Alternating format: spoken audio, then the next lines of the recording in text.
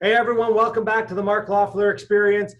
We have a great show here for you today. We're going to be talking about Bill 184. So guys, if you're not from Ontario and you really don't care about what happens in Ontario and the landlord tenant rules and that type of thing, you guys can all just stop watching this video right now. I'm going to save you that time, unless you think I'm that pretty or Andrew's that pretty and you just want to stare at our faces for the next 10 to 15 minutes.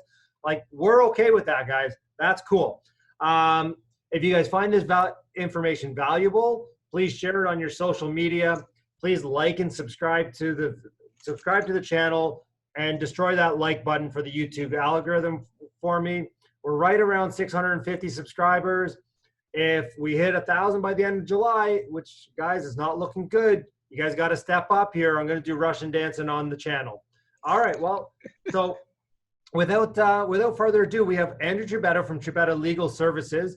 He's a paralegal in Hamilton. He works all over southwestern Ontario, though. I know I've referred him to a bunch of clients, and I mean, everybody raves about you. So I know Bill 184. I'm sitting here doing my research on it. And I'm like, you know, why do you want to know from me? I mean, Andrew's going to live this every day. Yeah.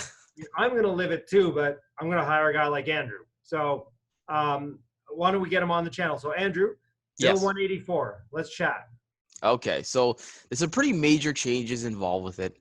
Some of the large ones being the change with ex parte orders. What that basically means is you having talk to me like you're reading the Sun. So grade 2 level, okay? Grade 2 level. Okay, so an ex parte order is something that you can use to evict a tenant without actually going to a board hearing, right? So there's no real size. You send in the paperwork, they provide you with an order back, and you'll be essentially be able to do that now with payment plans. So if you have a tenant who's not paying the rent on time, you can offer a payment plan, and if they default on that payment plan, you can go to the board and they'll provide you with an order for an eviction, so you can go to the sheriff. So that is the largest. Mm-hmm. We used to be able to do that, right? Yes, we used to be. That was taken out by some government down the line. Mm-hmm. So this used to be, when I started investing, you used to make a deal with a tenant, say, okay, you're behind in your rent, you need to catch up within these 3 months, and we're all good.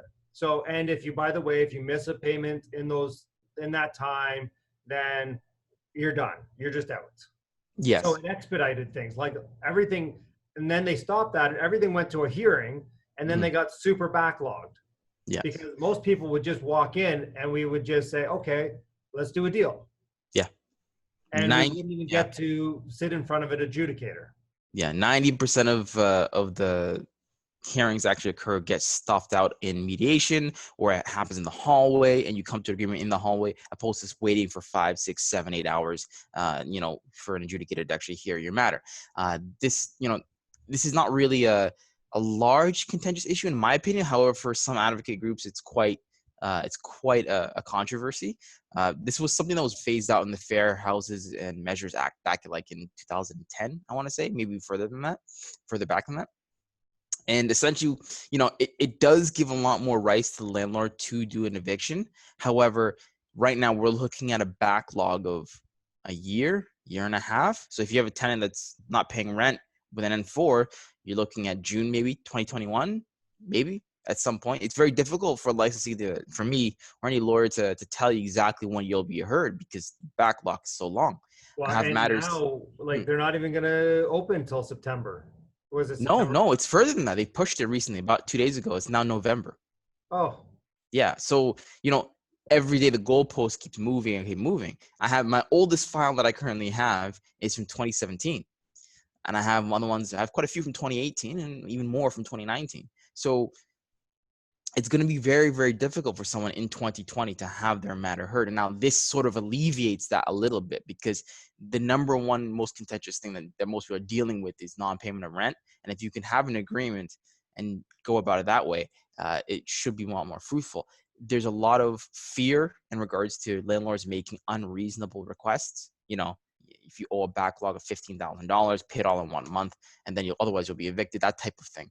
However, it has to be mediated. Like, you have to agree to terms, or you can just say no, we'll go in front of an adjudicator, right? So exactly, yeah. So there's a lot of fear on that end. However, if you if you put your your signature or wet ink onto a documentation, you better be able to actually go through with it, because if you don't, eventually it could lead you to your eviction. So there's a lot of people that don't really understand that.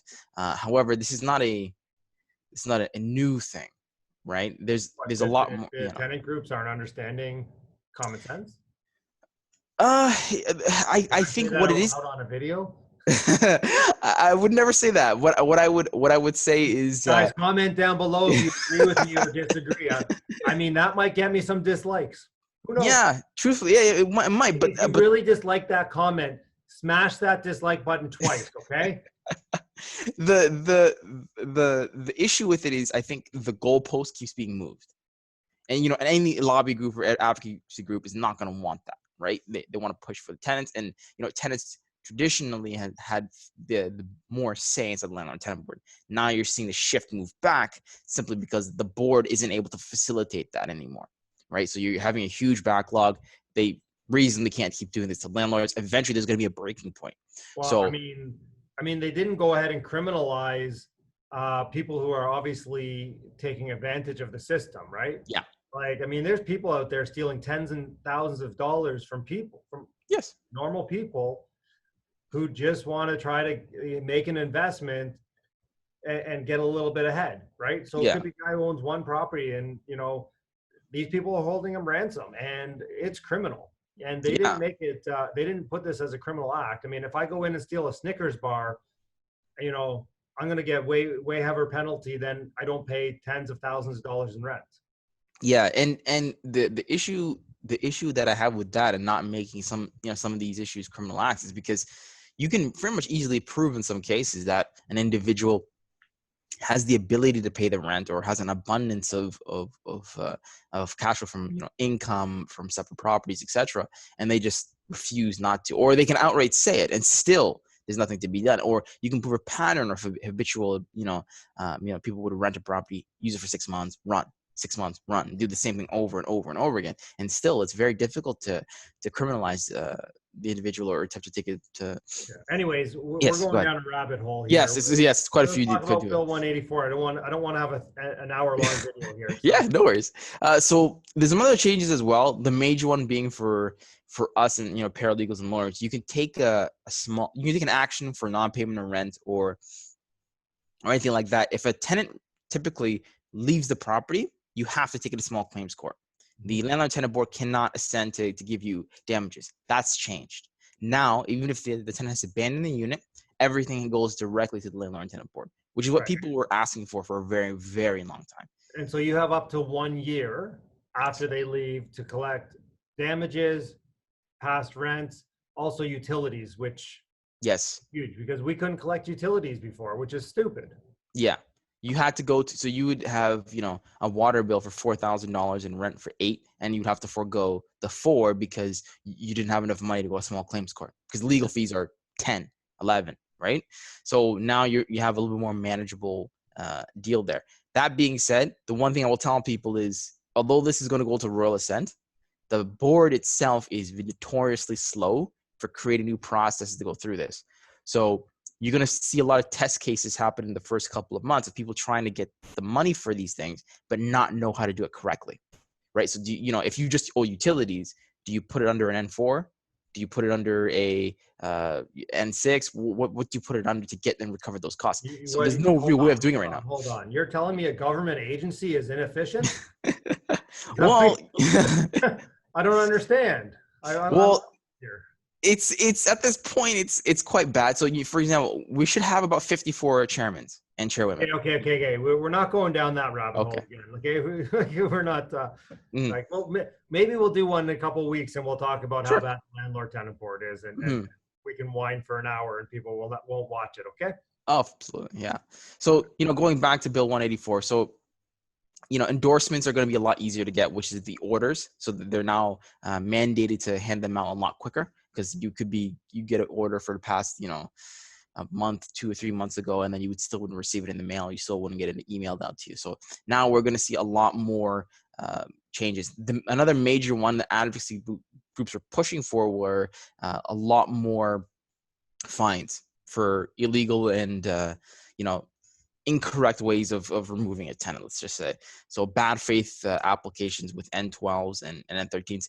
N12s historically have been a catch-all end-all, right? You hand an N12, you can traditionally get someone out. N12 is rent eviction. N12 is removal for personal use or Oh, personal use of a purchaser, but N13 as well is a renovation. All you would need is a permit of any kind, like an electrical permit or anything easy to get, and you'll be able to remove a tenant. Yeah. And you're seeing fines of $25,000 to $50,000 were typically what were offered.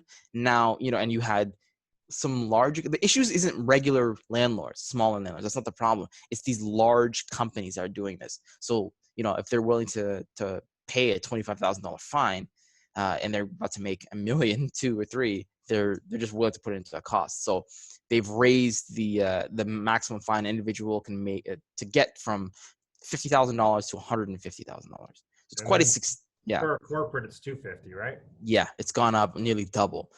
So that should stop a lot of these bad faith evictions that we're going through. They're very rare, but at the end of the day, the bill needs to account for the extreme. Right. Yeah. So that's a maximum fine. It's likely that if someone does something like this, they're not going to get that kind of fine. Yeah. If this is a regular person, the likelihood is maybe $2,000-$3,000. That's typically what you see when you actually are convicted. And then that's even if it is, it's very difficult to prove bad faith, extremely difficult. So most of the time, the board is just going to ask you to pay a monetary amount to the other individual if they can prove there were damages. That's typically what would happen. Good. Yeah. So anything else on Bill 184? A lot of this, most of the bill here was heavily influenced by the pandemic. So you're seeing a lot of things that too much jargon to get into, but a lot of it is just quality of life things for the board. So you're seeing a lot more speed, a lot more things automated. There's rumors as if, things are about to be more quicker with written submissions. So a lot of things that are better that should help inside this scenario because we are waiting for quite a bit of time. It should speed things up. Yes, that's what the hope is for this type of thing.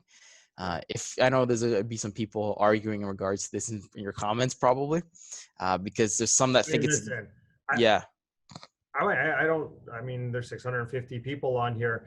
I'm sure we have some people who are tenant activists. Yes. Maybe. Yet I'm assuming the majority of the people watching my channel are people who want to own real estate, who want to invest in real estate. And I mean, as much as I'm a socially responsible person, I mean, I'm investing in real estate to obviously create a profit because it's a business. That's the purpose of a business, is to create profit. Yeah. And I mean, I can do that in a socially responsible way, yet when I'm hampered by, undue regulations or delays for very common sense things, for very simple things, then, I mean, and just the amount of people that are needed on the other side to be able to take that through and to be able to create that, like, it's a huge bureaucracy. If we can cut that bureaucracy, like this is, I mean, I have to say, Doug Ford cutting the fat, right? Yeah. Like there's fat there. You can trim off a pound of flesh and probably be fine. Yeah, there's a lot of things that need to be changed and fixed with the landlord and tenant board. Hopefully, these are some of the things that are addressed within this bill, because the law is sort of fickle. You can write something down, but in reality, in action, it doesn't take the way it should, right? So hopefully, we'll see a lot quicker processes. And the other thing was, I know I read in there that if you go to adjudicator and the tenant brings up, well, there's all these issues.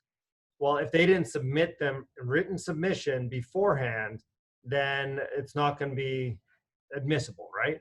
Yes. So that's a lot of the other things I was talking, I didn't want to get into because it's convoluted, but that is one of the things because essentially what they're able to do right now is tenants are capable of placing an application just by saying it at the board for whatever matter, in defense, in changes. And they have to give proof, right? So it's basically more like a lawyer's case now or legal, where you have to submit before, and the landlord can now go ahead and get evidence that refutes their claims. Yes, very much so. Previously, something happened that day rather than going back and forth for 6 months and somebody doesn't pay your rent. Yes. So traditionally, it's always a difficult process, even for a lawyer, paralegal, walking into a hearing, and then they could get blindsided with anything, right? A tenant could say something and then change the conversation very quickly. Yeah. Now that's not the case anymore. Now it's regimented, which is something that we wanted, because it's difficult as a practitioner or even a landlord to answer to everything all at once. Well, I mean, the funny part is all we're asking for is set up a rules for everybody, Yeah.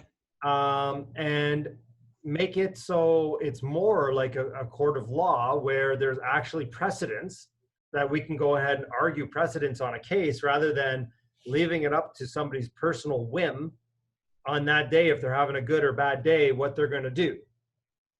Right. Yeah. Yeah. Essentially, you know, yeah, it's Yeah. a difficult topic. It's a difficult topic to talk about, because Yeah. I don't know. You can see I'm treading on thin ice kind of thing, because I don't want to offend anyone. But there's two very distinct groups. There's individuals that love this because it should be able to expedite certain things, and there's a lot of individuals that hate it because it's moving the goalpost backwards. Now, in theory, if you're looking at both camps of neither of them are happy, you've done something pretty good here, and you've gotten sort of an even look at it. And that's what I would pretty much say about this. I could say for sure this is not a tenant's bill. It's definitely not that. Even though it's guised as that, it's not. And I could tell you honestly as well, this is not a landlord's bill either. Right? It's just a mix of both. They're trying to address everything all at once. They're doing this in haste under COVID. People are pushing for a lot of changes. And, there was a protest about this not 3 or 4 days ago in Toronto that ended up in blows. So there's people that are very upset about this sort of situation in general. So, at the end of the day, people are trying to make some changes. There's tenants out there who think the current system is weighted in the landlord's favor. Yes, there are. There are. I mean, listen, there's rent strikers out there. Like, to me, they're criminals. Yes. Right? Like, they're going in and stealing just as same as, like, they wouldn't go into the beer store and just lift a case of beer. Yes. Like, they wouldn't go in and steal a loaf of bread. Yeah. Right? Because that's criminal. Yeah. Yet what they're doing is criminal. Anyways, we digress again. Mm-hmm. I don't want to make this about that. Any thoughts before we jump off? Yeah, it's the same advice I always give everyone. Even though this bill is going to get royal assent in the next couple of days, and it should be easier to do an eviction, I would state, as always, if you do have something that's actionable with the landlord tenant board, file immediately. Do it immediately. Do it as quickly as possible, so you're not waiting in line for a very long time in case something does eventually happen. Yeah, guys, get your paperwork in early and often. The more you delay, the more time it's going to take you. So if you have something that's pressing, do it today, not tomorrow. All right, guys. I'm going to put Andrew's contact information down below. If you guys want to reach out to him, he's a great resource. Thanks, Andrew, again. And I'm sure we'll be talking in the future. Fantastic.